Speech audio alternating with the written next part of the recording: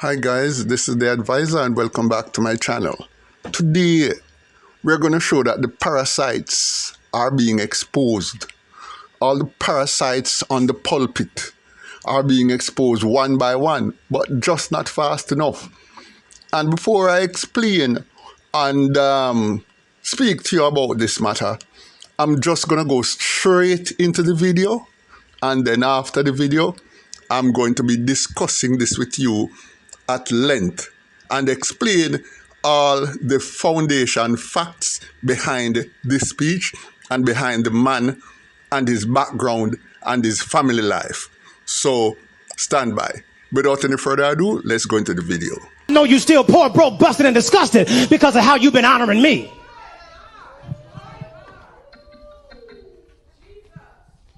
I'm not worth your McDonald's money. Come on. Come on. I'm not worth your Red Lobster money. I ain't worth your St. John knit. Y'all can't afford it no how. I ain't worth y'all Louis Vuitton. Come on. I ain't worth your Prada. Come on. I'm not worth your Gucci. Come on. Come on. Come on. Come on. Mother, I'm saying this, and I promise you, Deacon, it's not with respect of want. I'm saying it because I want you to understand just what God is saying. I even found out that Movado, you can buy a Movado watch in Sam's. Yes, you can.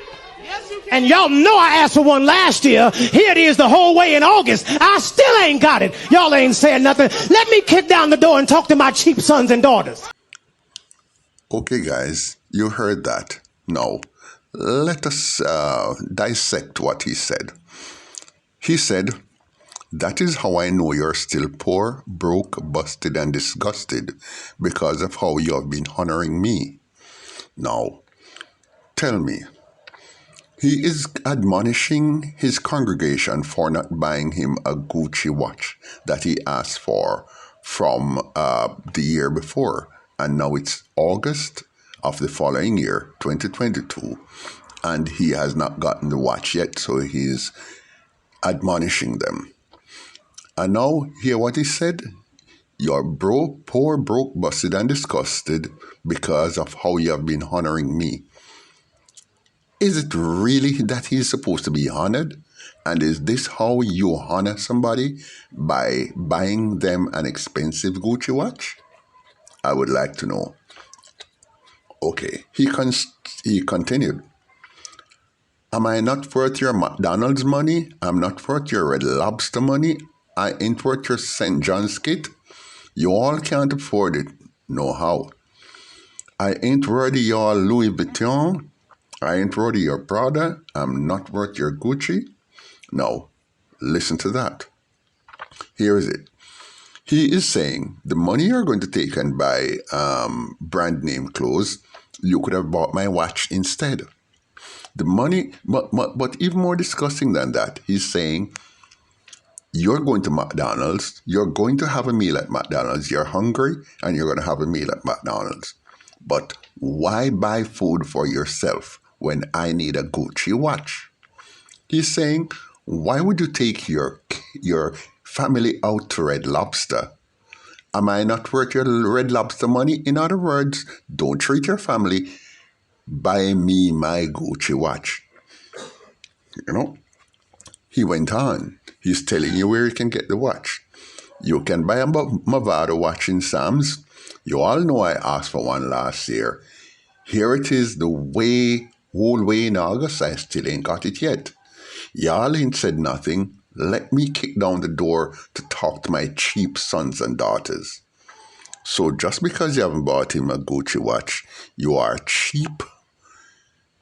Really. And he's kicking down your door to talk to his cheap sons and daughters.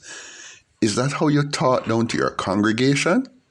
Okay, well, there you go. Now, this is the arrogance of this parasitic individual. Now, this individual, I don't even know if I would use the word man because that would be sort of superfluous in this case. But this individual, he went ahead after the clip went viral and he apologized. He read from a script, a pre-prepared script. Now, if you are offering an apology Why would you read from a pre-prepared script and you can't even look at the audience or into the camera to say what you've got to say? You read from a piece of paper that obviously somebody else wrote, I would assume. So that to begin with, that doesn't start out as an apology. But here is the wording. I won't even show you the clip because, it doesn't make sense. But let us dissect the words of that clip, of that apology. Though there is context behind the content of the clip, no context will suffice to explain the hurt and anguish caused by my words. I've spoken to those I am accountable to, and I've received their correction and instructions. Now, let's stop for a moment. This man is the head of his own church. He has his own congregation. He is the leader. Who is he accountable to?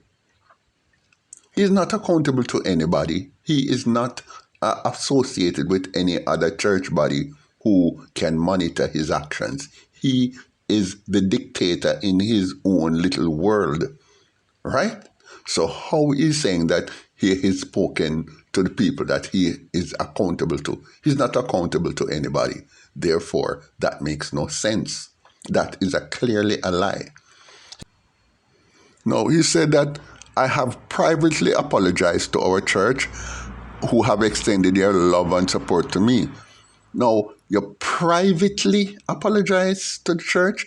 Privately. That means you didn't come out on the pulpit and apologize and apologize to the congregation. You privately apologize to the church. Right? That means you might have called one or two persons, which means you didn't really call anybody because everybody can assume that you privately apologize to the other person.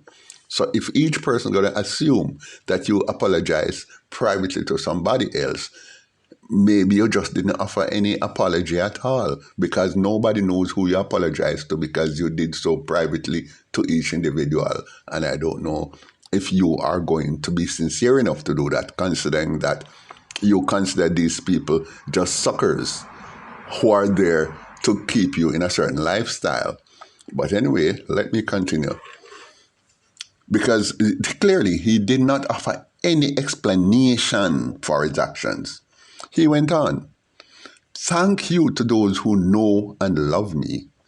For those who only know me now, thanks to this music video, I apologize if your initial reaction is one of rage, hostility, and resentment.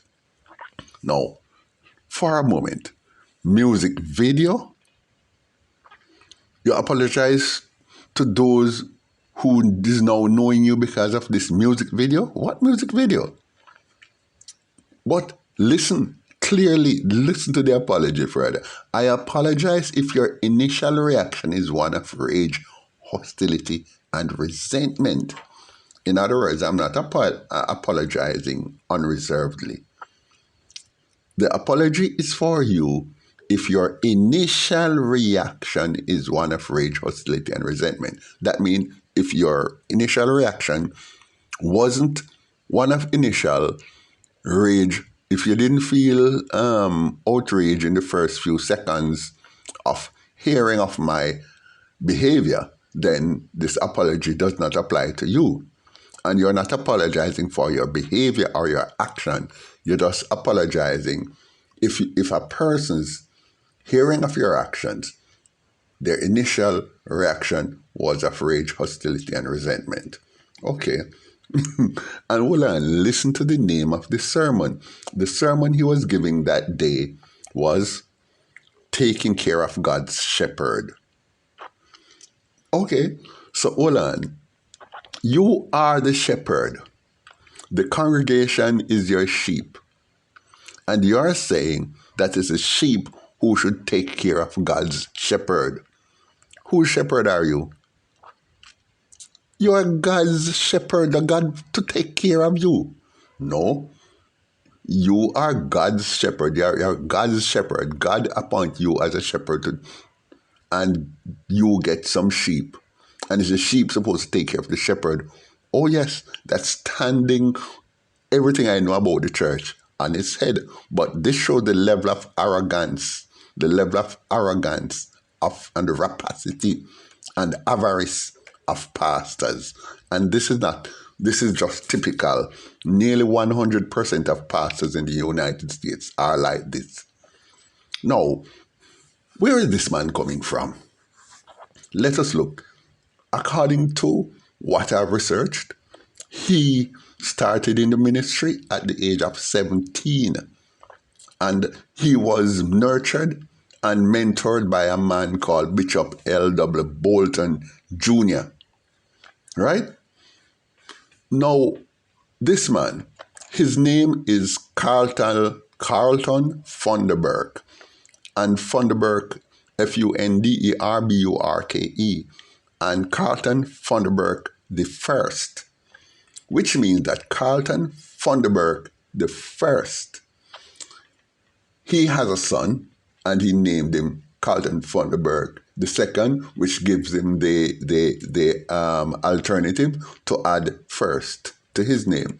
You see how over superfluity of the behavior of these men? Okay, now let's take a look at the man himself. Look at the man. Here's a picture. Look at the man. Now, if you think of this, for any of you guys who remember New Edition, a group called New Edition that contained Bobby Brown, back in the day, this is the typical 80s Bobby Brown look that this man has brought back. He looked more like a Teddy Pendergrass type entertainer than anything, Johnny Gill type of guy, than a pastor. Look at the hairstyle. Just check out the hairstyle. And this hairstyle changes very regularly because he sees his manicurist and his pedicurist and his barber like every 7 to 10 days, to what I'm hearing. So this is a guy who is really into himself. His looks changes very often. All right. Now, look at the hair, in this specific photograph, how his hair is cut. And look at the cute little creases and cuts in the hair, in the scalp, to give it those fancy looks. Look at everything about the man. Look at his suit. Look at his precisely tailored suits. You can see this is a man of total extravagance. And you can see that this man is just full of himself. And if you can allow this individual to preach to you, well, your head is really messed up.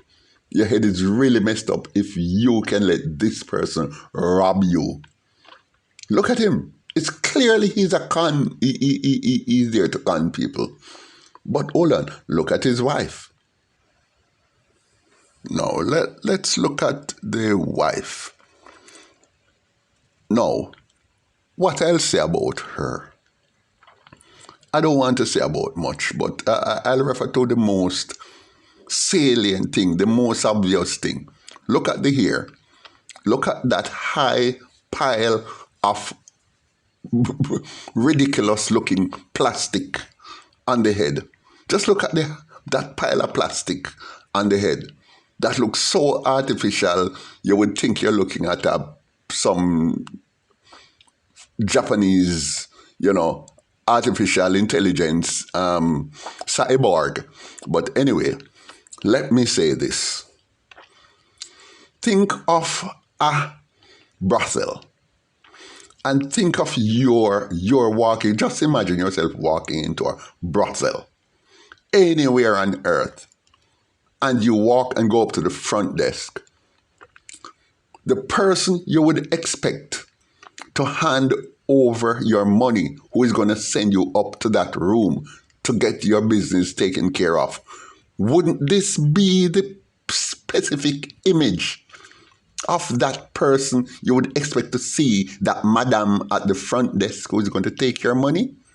Come, look at it good. You don't even need an imagination. That's what you would expect at the front desk of a brothel. Yes, that would be the chief, madam. Look at the hair, look at the makeup, look at the the type of dress, look at the earrings, look at everything. The perfect image of what a madam in a brothel would look like. So I leave it at that. Well, guys, there you have it. This is just one single snippet of the dirty, nasty underbelly that is covered up in the church in the United States of America. So I have a lot of things on this couple.